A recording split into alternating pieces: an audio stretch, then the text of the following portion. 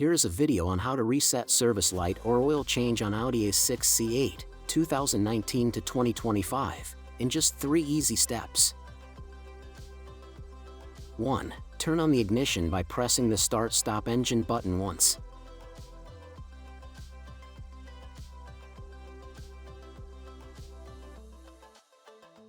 2. Access the car from the main menu and then Settings and Service.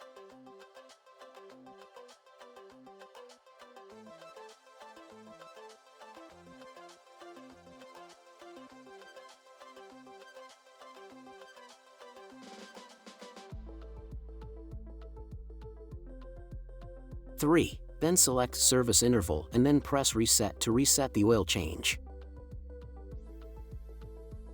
Then you will be asked, do you really want to reset the oil change interval? And you will have to choose Yes to receive the message the oil change interval has been reset, and that's it.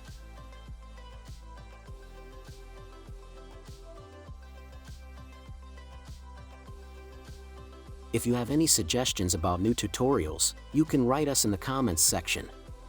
Don't forget to like and subscribe our YouTube channel, Tutorial Auto. Thank you for watching.